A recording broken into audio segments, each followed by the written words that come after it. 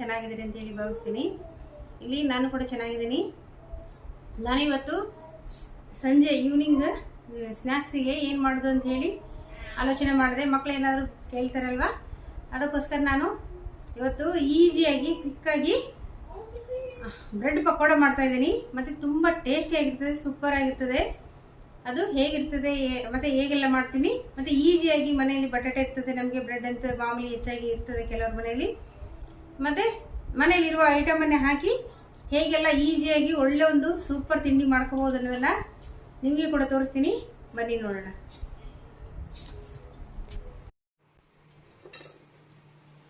ಇಲ್ಲಿ ಸ್ವಲ್ಪ ಉಪ್ಪು ಹಾಕಿದ್ದೇನೆ, 4 ಬಟಾಟೆ ತೊಗೊಂಡಿದ್ದೇನೆ. ಇದು ಒಂದು 2 ವಿಶಿಲ್ ಆಗಲಿಕ್ಕೆ ನಾನು ಇದನ್ನು ಇಡ್ತೇನೆ.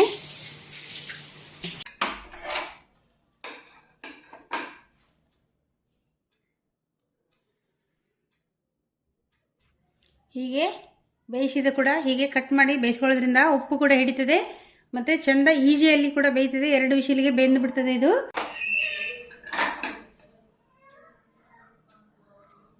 ಕೈಯಿಂದಲೇ ರೆಡಿ ಮಾಡಿಕೊಂಡೆ ನಾನು.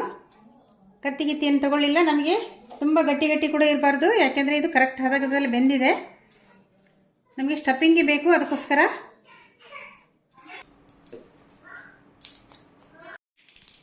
ಹಾಗೆ ಎಣ್ಣೆ ಕಾಯಿತು. ಈಗ ಸಾಸಿವೆ ಎಲ್ಲ ಚಟಪಟ ಆಯಿತು. ಲೋ ಫ್ಲೇಮ್ ಮೇಲೆ ಇಟ್ಕೊಂಡು ಇಲ್ಲಿ ನೋಡಿ ನಾನು ಏನೇನು ರೆಡಿ ಮಾಡ್ಕೊಂಡಿದ್ದೀನಿ ಅಂತ. ಇಲ್ಲಿ ನೀರುಳ್ಳಿ ಕಟ್ ಮಾಡ್ಕೊಂಡಿದ್ದೀನಿ, 1-2 ಕಾಯಿ ಮೆಣಸು ಕಟ್ ಮಾಡ್ಕೊಂಡಿದ್ದೀನಿ, ಕೊತ್ತಂಬರಿ ಸೊಪ್ಪು ಕಟ್ ಮಾಡ್ಕೊಂಡಿದ್ದೀನಿ, ಮತ್ತು ಕರಿಬೇವು ತೊಗೊಂಡಿದ್ದೀನಿ, ಮತ್ತು ಇಲ್ಲಿ ಶುಂಠಿ ಬೆಳ್ಳುಳ್ಳಿ ಪೇಸ್ಟ್ ತೊಗೊಂಡಿದ್ದೀನಿ. ಯಾಕೆ ಅಂದರೆ ಟೇಸ್ಟ್ ಚೆನ್ನಾಗಿರ್ತದೆ, ಅದಕ್ಕೋಸ್ಕರ. ಈಗ ಮಾಡೋದು ಹೇಗೆ ಅಂತ ನೋಡೋಣ.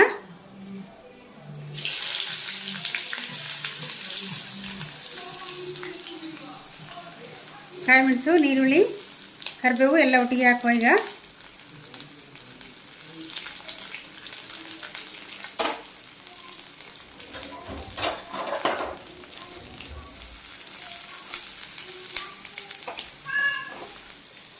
ಸ್ವಲ್ಪ ಉಪ್ಪು ಹಾಕೊಳ್ತೀನಿ.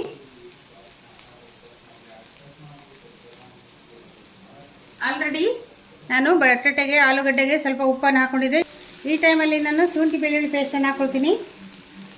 ಶುಂಠಿ ಬೆಳ್ಳುಳ್ಳಿ ಪೇಸ್ಟ್ ಹಾಕೊಳ್ಳೋದ್ರಿಂದ ಇದು ಮನೆಯಲ್ಲೇ ನಾನು ಸ್ವಲ್ಪ ಜಜ್ಜಿ ತಗೊಂಡೆ. ನಾನು ಯಾವಾಗಲೂ ಪ್ಯಾಕೆಟನ್ನು ಯೂಸ್ ಮಾಡೋದಿಲ್ಲ. ಪ್ಯಾಕೆಟನ್ನು ಯೂಸ್ ಮಾಡಿ ಅದು ಯಾವಾಗ ಇದು ತುಂಬಿಸಿಟ್ಟಿರ್ತಾರೆ, ನನಗೆ ಅಷ್ಟೊಂದು ಸರಿ ಅನಿಸೋದಿಲ್ಲ. ಅದಕ್ಕೋಸ್ಕರ ನಾನು ಯಾವಾಗಲೂ ಬೇಕು ಅಂದಾಗ ಆವಾಗಲೇ ಫ್ರೆಶ್ ಆಗಿ ರೆಡಿ ಮಾಡಿಕೊಂಡು ಮಾಡ್ತೀನಿ ಎಲ್ಲದಕ್ಕೂ. ಸ್ವಲ್ಪ ಕೊತ್ತಂಬರಿ ಸೊಪ್ಪನ್ನು ಹಾಕ್ತೀನಿ. ಕೊತ್ತಂಬರಿ ಸೊಪ್ಪು ಹಾಕೋದ್ರಿಂದ ಟೇಸ್ಟ್ ಕೂಡ ಚೆನ್ನಾಗಿರ್ತದೆ, ಅದಕ್ಕೆ ನಾನು ಕೊತ್ತಂಬರಿ ಸೊಪ್ಪು ಹಾಕಿದೆ. ರೆಡಿ ಆಯಿತು. ಲೋ ಫ್ಲೇಮಲ್ಲಿ ಇಟ್ಬಿಡ್ತೀನಿ ನಾನು. ಮತ್ತು ಇದಕ್ಕೆ ನಾನೀಗ ಸ್ವಲ್ಪ ಧನಿಯಾ ಪೌಡ್ರನ್ನ ಹಾಕ್ಕೊಳ್ತೀನಿ. ಟೇಸ್ಟ್ ಚೆನ್ನಾಗಿರ್ತದೆ, ನಮಗೆ ಟೇಸ್ಟ್ ಬೇಕಲ್ವ, ಅದಕ್ಕೋಸ್ಕರ ಸ್ವಲ್ಪ 1 ಚಿಟಿಕೆಯಷ್ಟು ಧನಿಯಾ ಪೌಡ್ರ್ ಹಾಕ್ಕೊಳ್ತೀನಿ. 1/4 ಸ್ಪೂನಷ್ಟು ನಾನು ಸಾಂಬಾರು ಪೌಡ್ರನ್ನ ಹಾಕ್ಕೊಳ್ತೀನಿ. ಟೇಸ್ಟ್ ಚೆನ್ನಾಗಿರ್ತದೆ, ಅದಕ್ಕೋಸ್ಕರ. ಇದು ಒಳ್ಳೆ. ಮತ್ತು 1 ಚಿಟಿಕೆಯಷ್ಟು ಗರಂ ಮಸಾಲ ಹಾಕ್ಕೊಳ್ತೀನಿ. ಇದೀಗ ಸಾಕಾಗ್ತದೆ. ಈಗ ಮಸಾಲೆ ಎಲ್ಲ ರೆಡಿ ಆಯಿತು. ನಾನು ಇದಕ್ಕೆ ಈಗ ನಾವೇನು ಕಟ್ ಮಾಡಿ ಬೇಯಿಸಿ ಇಟ್ಕೊಂಡಿದ್ವಲ್ವ, ಬಟಾಟೆ ಆಲೂಗಡ್ಡೆ ಹೇಳ್ತಾರಲ್ವ, ಅದನ್ನು ಹಾಕ್ಕೊಳ್ತೀನಿ ನಾನೀಗ. ಇದು ಏನು ನಾನು ರೆಡಿ ಮಾಡಿ ಇಟ್ಕೊಂಡಿದ್ದೆ ಆಲೂಗಡ್ಡೆನ ಬೇಯಿಸಿ, ಅದನ್ನೇ ಹಾಕ್ಕೊಳ್ತೇನೆ ನಾನೀಗ.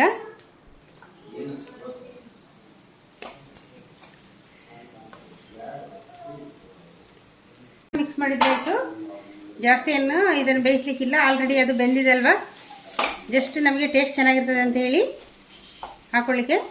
ಈಗ ಸ್ಟಫಿಂಗಿಗೆ ಇದು ರೆಡಿ ಆಯಿತು ಕೂಡ. ಜಸ್ಟ್ ಮಿಕ್ಸ್ ಮಾಡಿಕೊಂಡ್ರೆ ಸಾಕಿದು.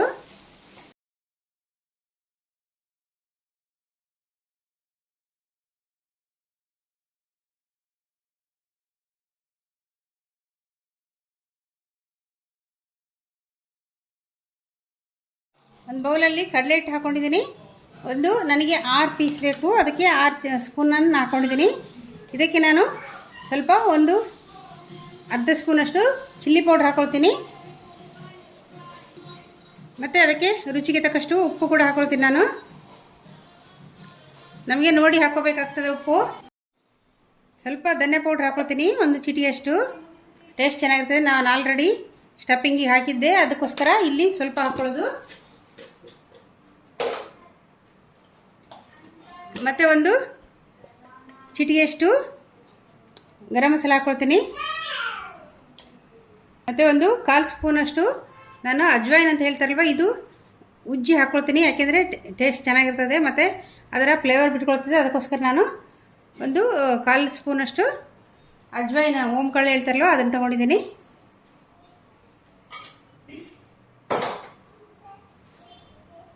ಮತ್ತು ಒಂದು ಚಿಟಿಗೆಯಷ್ಟು ಸೋಡಾ ತಗೊಳ್ತೀನಿ.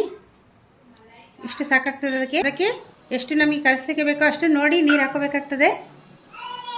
ಈಗ ಬೀಟ್ ಮಾಡ್ಕೋಬೇಕು. ನೀರನ್ನು ನೋಡಿ ಬೀಟ್ ಮಾಡ್ಕೋಬೇಕು, ಯಾಕೆಂದರೆ ತುಂಬ ತಿಳು ಕೂಡ ಆಗಬಾರ್ದು. ನಮಗೆ ಬ್ರೆಡ್ಡಿಗೆಲ್ಲ ಅದು ಮುಳುಗಿಸ್ಲಿಕ್ಕೆ ಬೇಕು. ಅದಕ್ಕೋಸ್ಕರ ನಮಗೆ ಯಾವ ಹದದಲ್ಲಿ ಬೇಕು ನಾನು ತೋರಿಸ್ತೇನೆ ನಿಮಗೆ.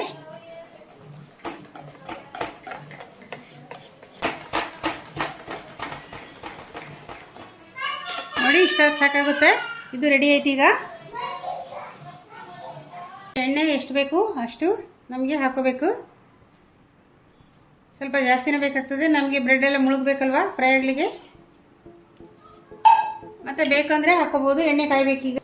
ಈಗ ನಾನು ಇಷ್ಟು ಬ್ರೆಡ್ಡನ್ನು ತೊಗೊಂಡಿದ್ದೀನಿ.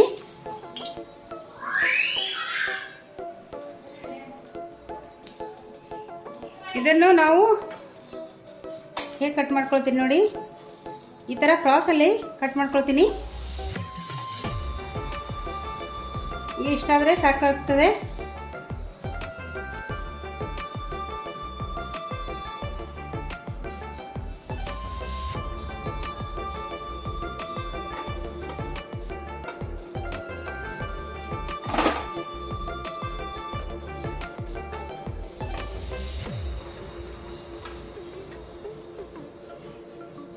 ಈಗ ರೆಡಿ ಆಯಿತು.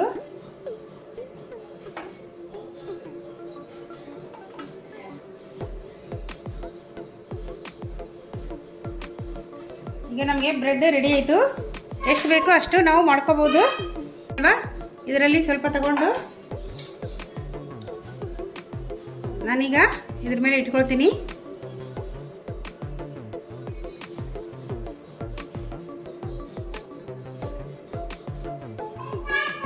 ಈಗ ಇದು ಆಲ್ಮೋಸ್ಟ್ ರೆಡಿ ಆಯಿತು. ಇಲ್ಲಿ ಎಣ್ಣೆ ಕೂಡ ಬಿಸಿ ಆಗ್ತಾ ಇದೆ. ಇಲ್ಲೇನು ನಾವು ರೆಡಿ ಮಾಡಿ ಇಟ್ಕೊಂಡಿದ್ದೀವಲ್ವ ಕಡಲೆ ಹಿಟ್ಟನ್ನು, ಇದಕ್ಕೆ ನಾವು ಮುಳುಗಿಸ್ಬೇಕು ಈ ರೀತಿ.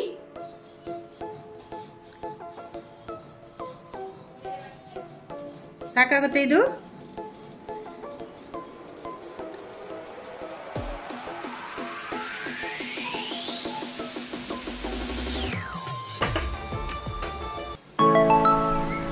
ತುಂಬ ಟೇಸ್ಟಿಯಾಗಿರ್ತದೆ ಇದು.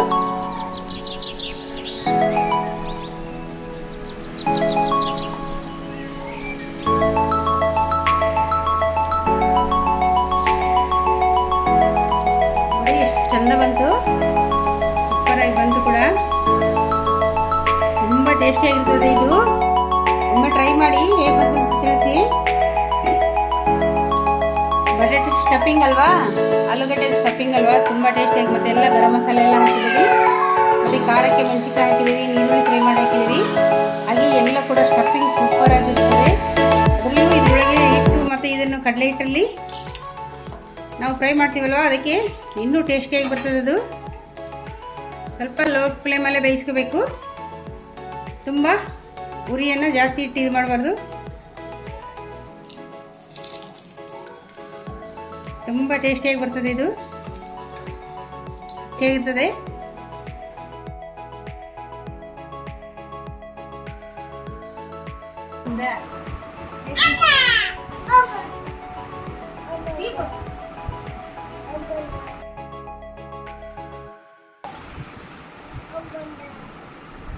ಹಚ್ಚಿ ಆಕೆ ಅವನು ಬಿಟ್ಟು ಬಿಡು.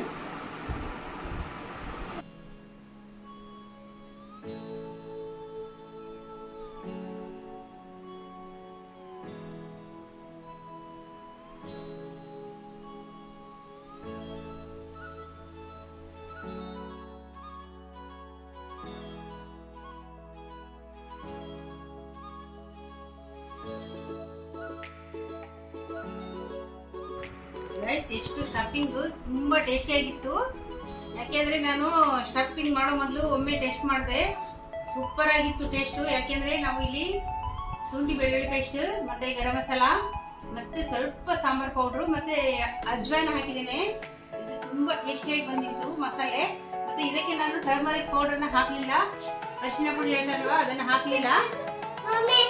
ತುಂಬಾ ನ್ಯಾಚುರಲ್ ಆಗಿ ತುಂಬಾ ಟೇಸ್ಟಿಯಾಗಿ ಬಂತು. ಸ್ಟಫಿಂಗ್ ತುಂಬಾ ಚೆನ್ನಾಗಿ, ಕೋಟಿಂಗು ಕೂಡ ತುಂಬಾ ಚೆನ್ನಾಗಿ, ಎರಡು ಕೂಡ ಸೂಟ್ ಆಯ್ತು. ಇದು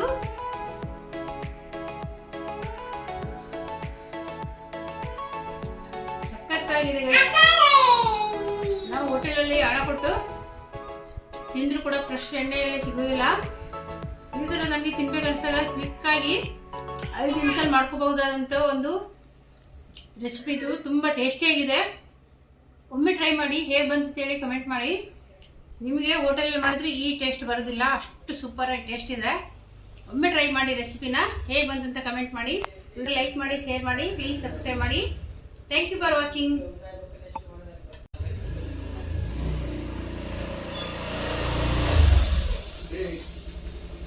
ತುಂಬಾ ಟೇಸ್ಟಿಯಾಗಿದೆ ಗೈಸ್.